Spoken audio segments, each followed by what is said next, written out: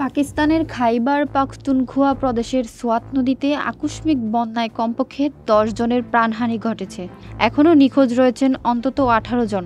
টানা ভারী বর্ষণের ফলে নদীর পানির উচ্চতা হঠাৎ বেড়ে গিয়ে এই দুর্ঘটনা ঘটে। প্রত্যক্ষদর্শীরা জানান, শিয়ালকুট ও মারদান থেকে আসা দুটি পরিবারের ১৯ সদস্য সোয়াতের ফিজা ঘাটে প্রকৃতি উপভোগ করছিলেন। ঠিক সেই সময় হঠাৎ পানি বেড়ে যায় এবং তীব্র স্রোতে তাদের ভাসিয়ে নিয়ে যায়।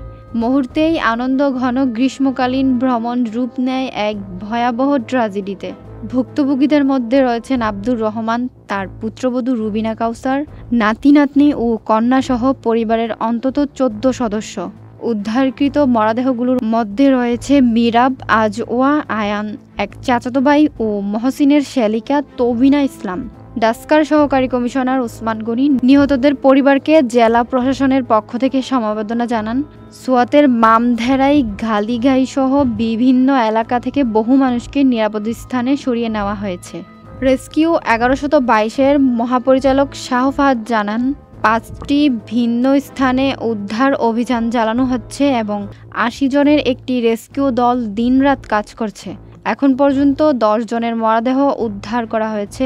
বাকি ৬ জন জীবিত উদ্ধার এবং বাকি নিখোঁজদের খুঁজে অভিযান চালানো হচ্ছে। প্রধানমন্ত্রী শাহবাজ শরীফ দুর্ঘটনায় নিহতদের পরিবারের প্রতি গভীর শোক প্রকাশ করেছেন এবং প্রয়োজনীয় সহায়তা দেওয়ার নির্দেশ দিয়েছেন। এদিকে সামাজিক মাধ্যমে শোকের পাশাপাশি ক্ষোভও ছড়িয়েছে।